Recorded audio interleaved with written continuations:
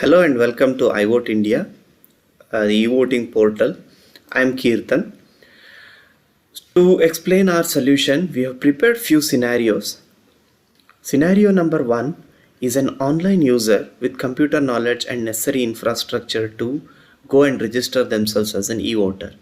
So if that is the case, then they can go and get into the portal and register themselves with some of these information. They will be given a unique reference number. Having that unique reference number, they can go to any Aadhaar enrollment center where the representative over there can verify their biometrics and other things based on the Aadhaar, and then they can approve their e-request ID. Or if they have provided fraudulent information, they can reject their request. And if they don't have an Aadhaar, then this is an forum to create one and also enroll themselves as an e-voter. The result of which is an EID, QR coded and encrypted. Scenario 2 is an offline user. A user perhaps doesn't have access to internet or doesn't have necessary knowledge to go and register themselves. No problem, they can take all the documents, go into an Aadhaar enrollment center. The representative over there will have necessary privileges to capture their registration details, scan and upload their documents, and approve their e-request. So if they don't have enough information, then they'll have to furnish proper authentic information to become an e-voter. And if they don't have Aadhaar, exactly same, they will be created one opportunity to create one, and the EID is exactly the same, just that they will not have a personalized login. They will still get all the notifications and other things onto their registered cell phone number. So this is e-polling or the e-ballot. There will be designated e-voting stations in every cities. So as a e-voter, they have to go in there and first they have to get themselves verified, and once they are successfully verified, they can go to the kiosk and scan their QR code. They will be presented with their customized e-ballot with their own where they belong to and the candidate list of there. They can choose them, give the OTP sent, key in the OTP sent to their cell phone number and submit. This completes the voting process. The technology architecture is built, this complete application is built on open source platform. There won't be any proprietary claims or anything. Highly scalable, cloud and containerized, and then microservice architecture.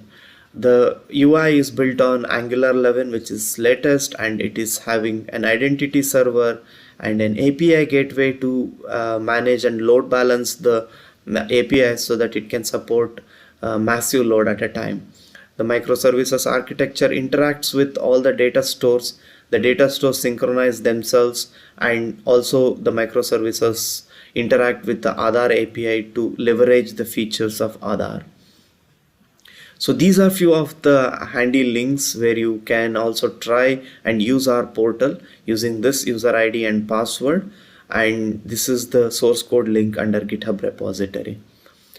Future model, where we would like to keep it as a roadmap for now, where someone can use their own device and sit at their home and they can vote, but we wouldn't propose this now unless the existing model gets implemented and it gets proven. So to have this, we have to also come up with some intelligent artificial intelligence algorithm to avoid the fraudulent and other things. So I will jump into the actual application demo. This is the e-voting portal application login screen. So this will also have a registration screen, if registration link if they happen to come for the first time, and if they have forgotten their user ID or password for any reason, they can go and reset here. There is a little nice help document here. As you click on it, it will download a document which is a Word document and runs through everything in detail. So there is also a video help if somebody wants to go through that. If they have already registered and they want to log in and happen to give a wrong credential, then their login will be failed.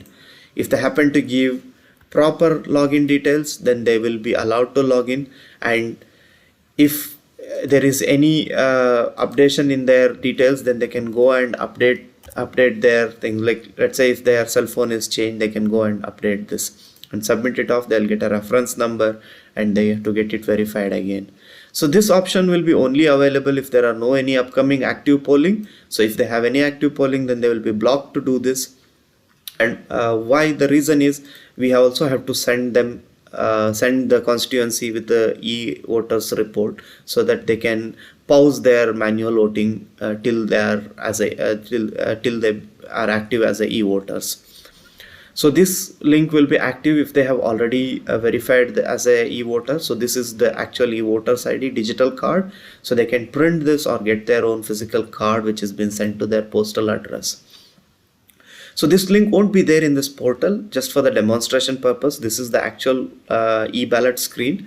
So where as in when they scan their QR code, they will be presented with their customized ballot screen according to their constituency where they belong to and registered to, and they have to put their OTP and cast their vote. Once they cast their vote, they see this message, and after that they will not be allowed to redo it again, and they can safely log out from here. So they end up here. So this is only one vote concept. So once they vote, then they are done. They will not be able to do anything further. So the system will reject any further requests. So this is the registration link.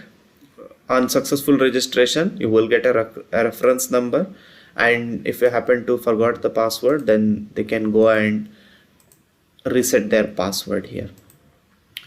As I mentioned, this is completely built on the OpenStack. The source code is completely is fully available on the GitHub repository under this link, iVoteIndia front-end link. So, and also like this URL is already on a IBM Bluemix environment, safe and secured, HTTPS call. So you can go and increase the workload, the number of instances, allocate memory, view the logs and activity feed and all the stuff. So once if there are any new enhancement need to be done, so there is also a build pipeline which has been kept. As soon as the code is checked in, the source code is checked in, so it will automatically build and deploy, and the latest features will be available in matter of minutes. Thank you so much for watching.